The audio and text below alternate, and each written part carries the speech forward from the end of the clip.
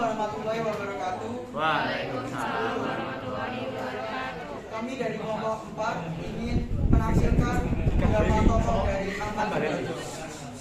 Perkenalkan, nama saya Haikal Priscaniago, absen 13. Nama saya Muhammad Syafiq Rais, nomor 17. Saya Sarah Kekina Loradani, nomor absen 28. Saya Muhammad Ramadan, nomor 18. Saya Dian Cahya Wijayanto, nomor absen 8. Selamat menyaksikan.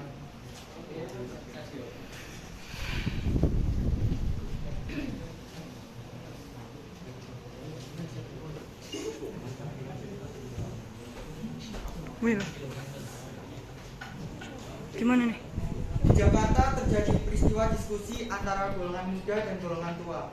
Dalam golongan tua, yakni Ahmad Subarjo dengan beberapa anggota BPU PKI dan PPKI dan golongan muda Soekarno. Hei Bung,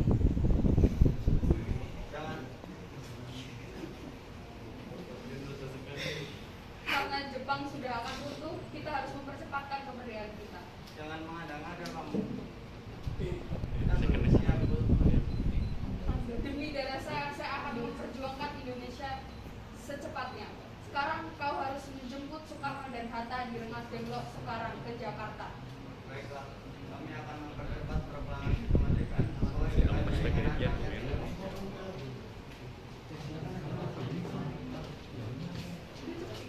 Dalam perundingan antara golongan muda dan golongan tua tersebut, diperolehlah kesepakatan bahwa proklamasi kemerdekaan akan dan harus dilaksanakan di Jakarta. Lalu, ketika Soekarno-Hatta diculik oleh para pemuda pada tanggal 16 Agustus 1945, seseorang bernama Sudiro segera melaporkannya kepada Ahmad Subarjo. Tuntutan para pemuda adalah agar Dwi Tunggal itu segera memproklamasikan kemerdekaan. Mereka tidak memberitahu tempat keduanya disembunyikan. Subarjo khawatir jika Soekarno-Hatta jatuh ke tangan Angkatan Darat Jepang atau Rikubun. Jika itu terjadi, maka ia berharap kepada koneksi utamanya selama pendudukan Jepang, yakni Angkatan Laut Kekaisaran Jepang, Kaikun. Oleh karena itu, Laksamana Muda Tadashi Maeda pun diberitahu soal hilangnya kedua tokoh penting tersebut.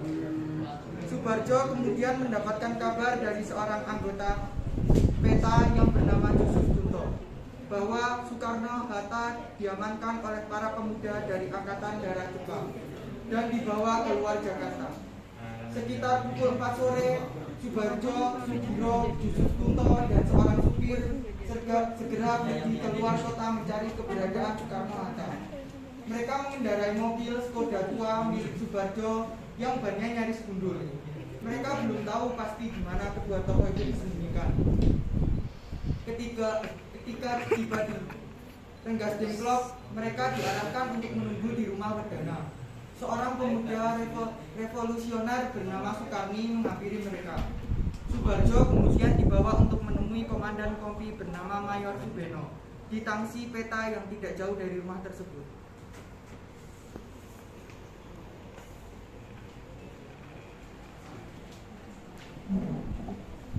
Kami datang ke sini untuk menjemput Soekarno dan Hatta. Kami ke sini untuk menjemput Soekarno dan Hatta dan ingin mempercepat proklamasi kemerdekaan. Mohon perhatian kepada Perwira didikan Jepang itu bertanya kepada Subarjo, apakah ia bisa mendesak Soekarno-Hatta untuk memproklamasikan kemerdekaan sebelum tengah malam.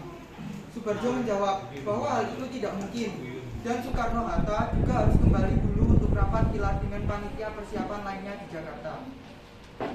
Bagaimana kalau pukul 6 pagi besok? Pukul 6 pagi besok mungkin kita belum siap, tetapi jika menjelang esok hari kita sudah siap.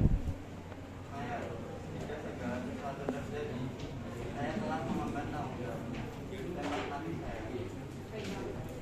Subeno merasa puas atas jawaban tersebut, maka ia pun mengizinkan Subarjo untuk menemui Soekarno-Hatta yang ternyata ditempatkan di sebuah rumah milik seorang Tionghoa tidak jauh dari tangsi PETA. Subarjo dan rombongannya segera membawa Soekarno-Hatta ke Jakarta dan langsung rapat di rumah Laksamana Maeda. Kemudian mereka menuju rumah Laksamana Tadasi Maeda di Jalan Imam Bonjol nomor 1. Setelah pertemuan itu, Soekarno dan Hatta kembali ke rumah Laksamana Maeda. Di ruang makan rumah Laksamana Maeda itu dirumuskan teks proklamasi kemerdekaan. Maeda sebagai tuan rumah mengundurkan diri ke kamar tidurnya di lantai 2 ketika peristiwa bersejarah itu berlangsung. Soekarno, Hatta, dan Ahmad Subarjo merumuskan naskah proklamasi di ruang makan.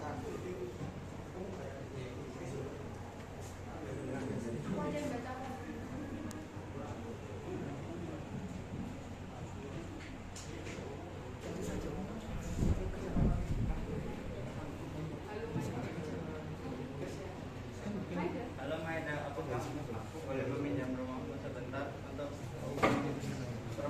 mempercepat proklamasi kemerdekaan. Tentu saja, kau Kaigun, ku ingat itu. Terima kasih Maeda. Ruangan mana yang bisa kami pakai? Serang di depan dan ruang makan.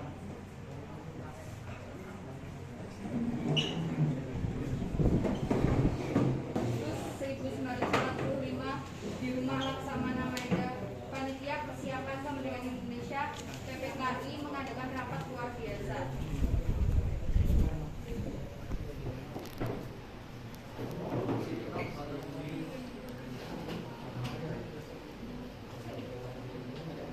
Keadaan semakin mendesak.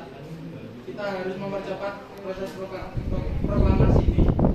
Saya sudah membawa naskahnya. Semoga saudara-saudara setuju dan melangkah lebih maju sebelum fajar menyingsing.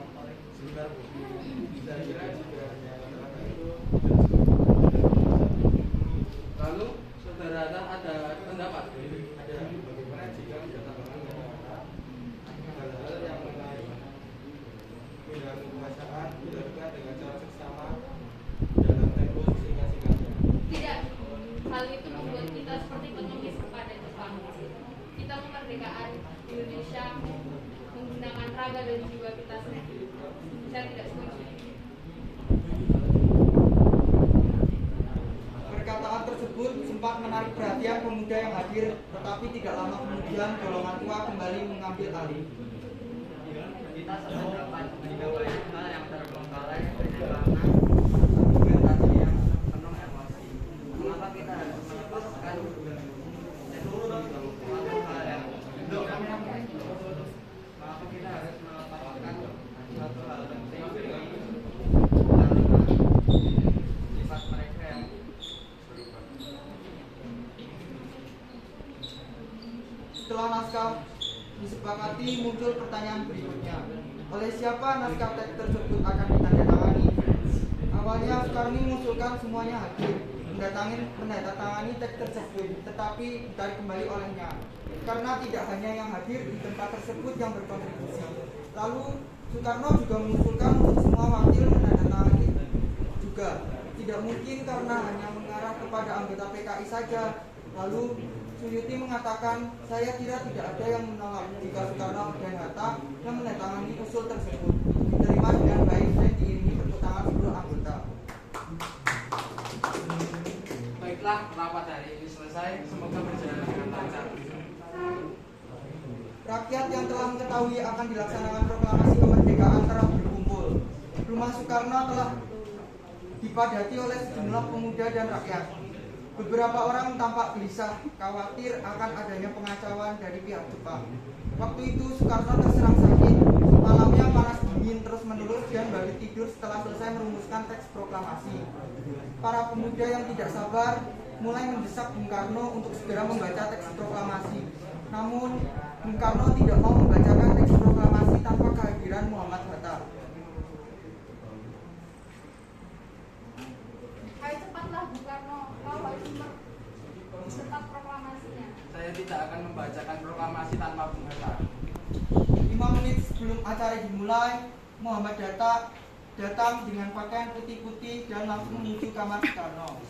Sambil menyambut kedatangan Muhammad Hatta, Bung Karno bangkit dari tempat tidurnya, lalu berpakaian. Dia juga mengenakan setelan putih-putih. Tiba saatnya upacara proklamasi kemerdekaan. Suasana menjadi hening. Soekarno dan Hatta maju beberapa langkah dari tempatnya. Soekarno membacakan pidato sebelum membacakan teks proklamasi.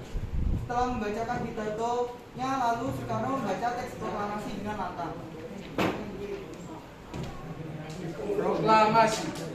Kami, bangsa Indonesia, dengan ini menyatakan kemerdekaan bangsa Indonesia.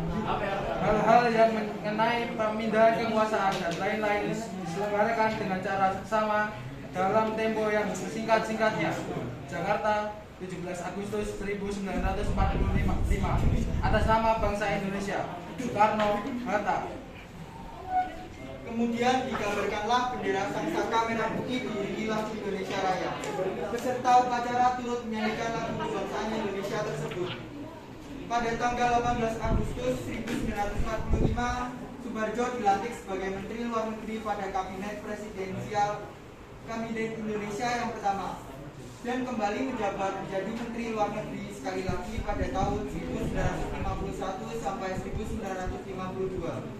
Selain itu, ia juga menjadi duta besar Republik Indonesia di Switzerland antara tahun-tahun 1957 sampai 1961. Selamat Ahmad Subarjo, Anda telah dilantik sebagai Menteri Luar Negeri. Terima kasih Bung Karno telah mengangkat saya menjadi Menteri Luar Negeri. Dan terima kasih juga Bung Ahmad Subarjo telah membantu Indonesia untuk melancarkan teks proklamasi. Saya membantu bangsa saya sendiri.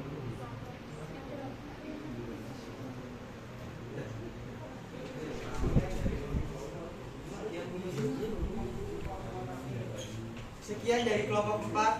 Kurang lebihnya mohon maaf. Wassalamualaikum warahmatullahi wabarakatuh.